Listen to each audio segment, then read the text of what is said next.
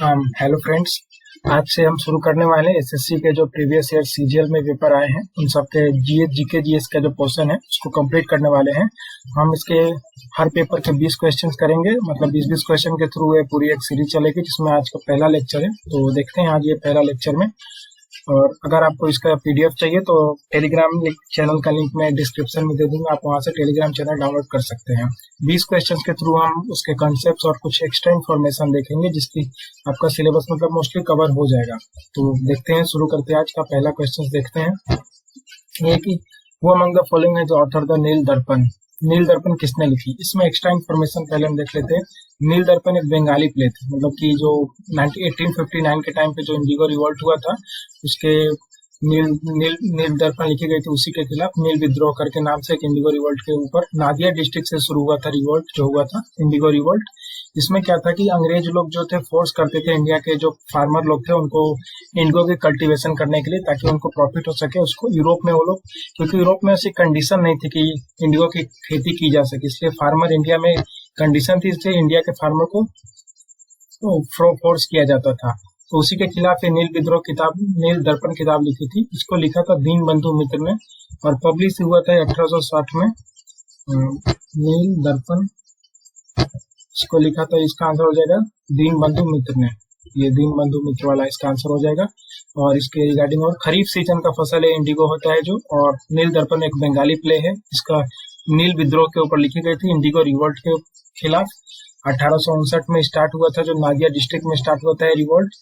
और book publish हुई 1860 में। नेक्स्ट देखते हैं। Which of the following awards one by the Lata Mangeshkar in the year 2001। Lata Mangeshkar को 2001 में कौन सा अवार्ड मिला था? कौन सा अवार्ड मिला था? भारत रत्न। इनको भारत रत्न दिया था 2001 में। और अदर इन्फॉर्मेशन के रिगार्डिंग हम देख लेते हैं। लता मंगेशकर का एक सॉन्ग है ये मेरे वतन के लोगों, 1963। ये आप याद रख लीजिएगा, 1963 का सॉन्ग है ये मेरे वतन के लोगों। ये सब प्रीवियस ईयर क्वेश्चन ही, ऐसा कुछ ऐसा मन से नहीं आया हूँ। दूसरा चीज है, लता मंगेशकर कौन से घराने से बिलोंग करती है? भिंडी बाजार घराना जो मुंबई में है उस घराने से बिलोंग करती है। और ये फाउंडर इसके छज्जू खान, नजीर खान और खादिम हुसैन खान, जो ये भिंडी बाजार घराना है उसके फाउंडर हैं। भारत रत्न अवार्ड के रिगार्डिंग हम देख लेते हैं कि 1998 में एमएस सुब्बुलक्ष्मी को भारत रत्न मिला था। ये पहली म्यूजिशियन है जिनको भारत रत्न मिला। और इनको क्वीन ऑफ कार्नेटिक म्यूजिक बोलते हैं और father of Carnatic music Purandar Das को बोलते हैं।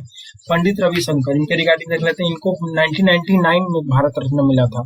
पद्म विभूषण इनको 1981 में मिला था। पद्म भूषण 1967 में मिला था। और इनको 5 ग्रैमी अवार्ड मिला था। पहला ग्रैमी अवार्ड इनको मिला था वेस्ट मिक्स ईस्ट की वजह से, म्यूजिक इनकी एक एल्बम थी पंडित रविशंकर की। और इनके रिगार्डिंग एक चीज और देख लेंगे हम पंडित रविशंकर के रिगार्डिंग की, नहीं ये पद्म विभूषण के रिगार्डिंग हम देख लेते हैं कि 3 अवार्ड्स होते हैं, जिसमें पद्म विभूषण सबसे बड़ा, फिर पद्म भूषण, उसके बाद पद्मश्री। पहले नंबर पे भारत रत्न, दूसरे पे पद्म विभूषण, तीसरे पे पद्म भूषण और चौथे पे पद्मश्री आएगा। नेक्स्ट देखते हैं क्वेश्चन। हु फाउंडेड प्रार्थना समाज इन मुंबई इन 1867। इसके रिगार्डिंग एक सोशल रिफॉर्म वाला हमने क्लास किया, अगर आपको चाहिए तो आपको देख सकते हैं। और ये 1867 में किसने खोजा है? तो इसका आंसर हो जाएगा आत्माराम पांडुरंग। एक्स्ट्रा इन्फॉर्मेशन कुछ देख लेते हैं। गोपाल कृष्ण गोखले, ये फाउंडर इंडिया सोसाइटी के में दिया हो, इंडिया सोसाइटी के founder of servant of India society 1905 में जो है उसके फाउंडर है। द डेक्कन सभा करके एक ऑर्गेनाइजेशन है, उसके भी फाउंडर है। इन्होंने हितवदा न्यूज़पेपर शुरू किया 1911 में और ये पहला इंग्लिश न्यूज़पेपर है नागपुर में। इन्होंने ही गांधी जी को एडवाइस किया था कि ये जो जब गांधी जी 1915 में 9 जनवरी 1915 को गांधी जी जब भारत में वापस आए थे, इसकी वजह से हम 9 जनवरी को भारतीय प्रवासी दिवस मनाते हैं। तो उन्होंने गांधी जी को एडवाइस किया कि 1 साल तक उन्हें भारत में रह के घूमना चाहिए और लोगों को वहां की जमीन को जानना चाहिए, उसके बाद ही इनको किसी रिवॉल्ट में उतरना चाहिए, क्योंकि ये गांधी जी के पॉलिटिकल गुरु थे। बाल गंगाधर तिलक इन्होंने डायमंड ऑफ इंडिया कहते थे। बाल गंगाधर तिलक ने इनको टाइटल दिया था diamond of India, jewel of Maharashtra, Prince of worker, सब इनके टाइटल थे। गोपाल कृष्ण गोखले महात्मा गांधी के पॉलिटिकल गुरु थे। और गोपाल कृष्ण गोखले के गुरु थे एमजी रानाडे, महाविंद गोविंद रानाडे। गांधी जी को हेल्प किया था इन्होंने। साउथ अफ्रीका में एक मूवमेंट हुआ था कलर बार, उसमें गांधी जी को इन्होंने हेल्प किया था। नेक्स्ट देखते हैं। In which city was the first golf club of India situated. अब गोल्फ क्लब क्या होता है? ये पहला तो इसका आंसर हो जाएगा कोलकाता। एक्स्ट्रा इन्फॉर्मेशन निकाली इसके रिगार्डिंग जो पहला golf club of Calcutta situated हुआ था 1929 में हुआ था। First and oldest golf club in India and first club outside Britain. Britain के बाहर पहला वर्ल्ड कप था और पहला था ये इंडिया में। East point golf club located in Visakhapatnam में establish in 1884। East point golf club जो है वो विशाखापट्टनम में लोकेटेड है।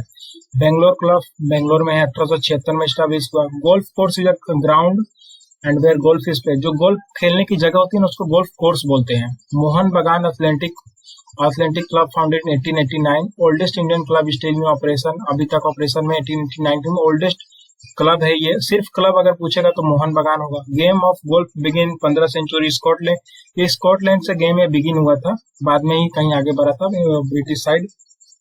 Professional golf tour players get 45 second मिलता है इस शॉट के लिए प्रोफेशनल प्लेयर को। इससे कुछ टर्म रिलेटेड है, birdie, eagle, albatross, term related to golf. World cup भी गोल्फ से रिलेटेड है। इस इन्फॉर्मेशन आप देख लीजिएगा एक बार। नेक्स्ट आगे बढ़ते हैं।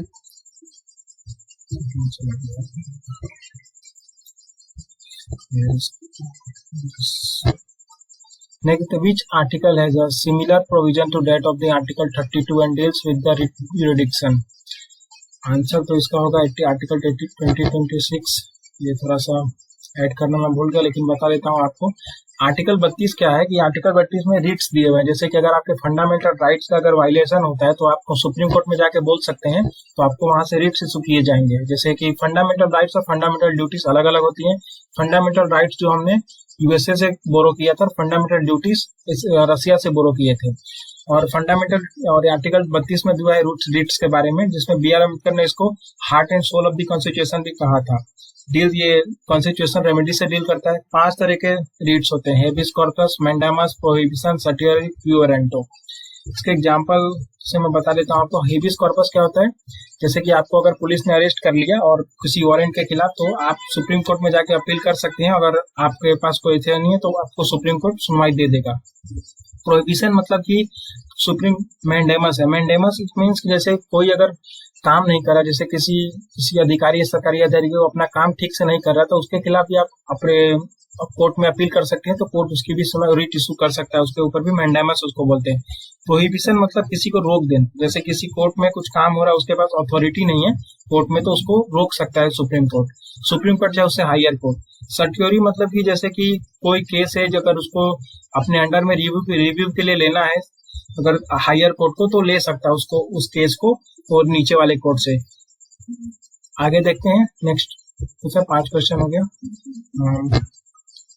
Who among the following formed the Bihar Provincial किसान सभा in 1929? कुंवर सिंह, जेमसेन गुप्ता, जयप्रकाश नारायण, स्वामी सहजानंद सरस्वती। बिहार प्रोविंशियल किसान सभा तो बनाया था स्वामी सहजानंद सरस्वती ने। और इनके रिगार्डिंग और भी अलग चीज देख लेते हैं कि ऑल इंडिया किसान सभा, जो अखिल भारतीय किसान सभा के नाम से जाते हैं, 1936 में लखनऊ में फॉर्म हुई थी। पंजाब नौजवान भारत सभा 1926 में भगत सिंह ने बनाई थी लाहौर में। Communist party of India 1920 Tashkent में मंदिरानाथ ने बनाई थी। 1924 में कानपुर में आकर फॉर्मलाइज हुई। स्वराज पार्टी 1923 में चित्तरंजन दास और मोतीलाल नेहरू, जिसके प्रेसिडेंट है चित्तरंजन दास।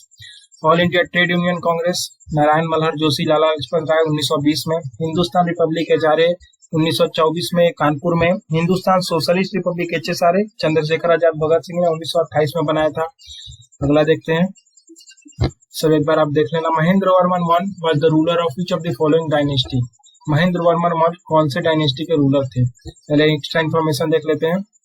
इनका टाइटल था चित्रकरपुली। फाउंडर है पल्लवा डायनेस्टी के, ये फाउंडर ये रूलर थे, पल्लवा के ही थे। और पल्लवा डायनेस्टी के जो फाउंडर थे वो सिम्मा विष्णु थे। कैपिटल पल्लवा की कांचीपुरम थी। महेंद्र वर्मन वन ने डिफीट पुलकेशिन II को हराया था। पुलकेशिन II चालुक्य डिनास्टी से बिलोंग करते थे। इनके पोर्ट का नाम वृद्धिकीर्ति था। पुलकेशिन II हर्षवर्धन को हराए थे और उन्होंने उसको, जो कनौज की तरफ के राजा थे, और टाइटल ये था दक्षिण पतेश्वर। हर्षवर्धन पुष्यभूति डायनेस्टी से बिलोंग करते थे, जिसको वर्धन डायनेस्टी भी बोलते हैं। हर्षवर्धन के कोर्ट पोएट का नाम था बाणभट्ट, और बाणभट्ट ने हर्षचरित्र किताब लिखी थी, जो इनकी बायोग्राफी थी। और हर्षचरित्र ने 3 बुक लिखी थी, रत्नावली, प्रियदर्शिका और नागनंदा।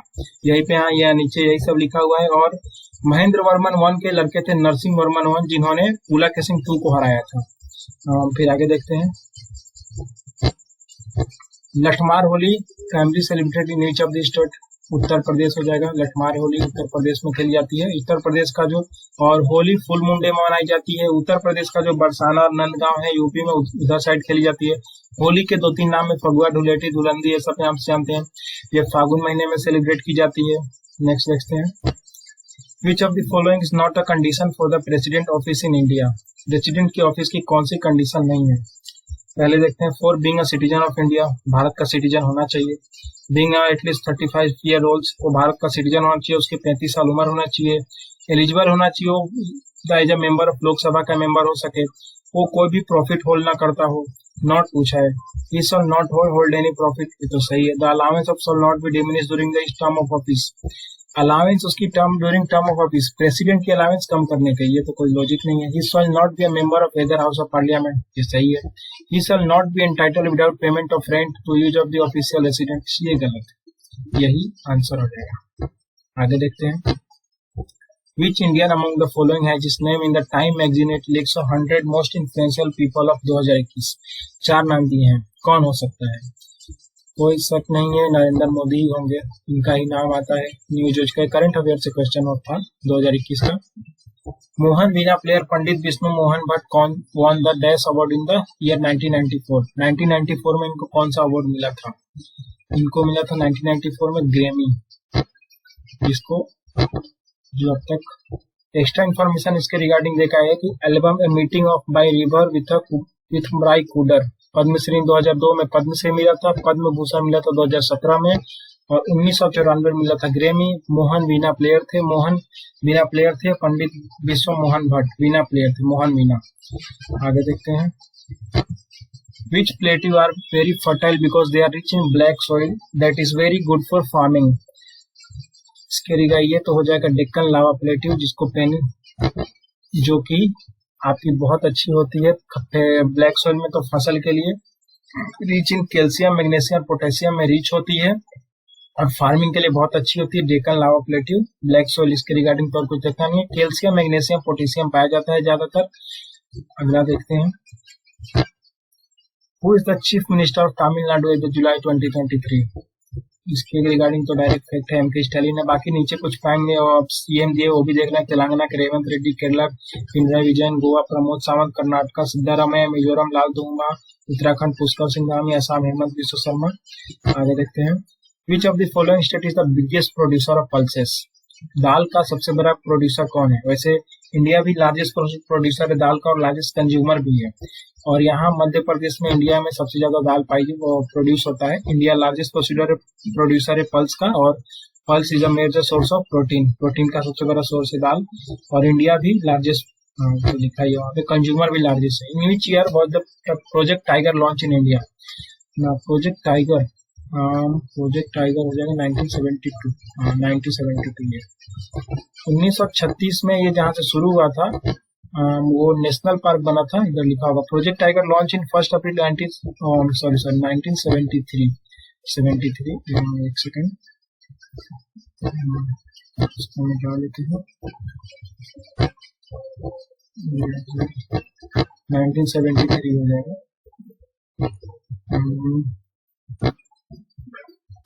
1973 1 अप्रैल 1973 को लॉन्च हुआ था, और जिम कॉर्बेट नेशनल पार्क में, जो 1936 में लोकेटेड हुआ था उत्तराखंड में, और प्रीवियसली इसको जानते थे हाइलिया नेशनल पार्क से।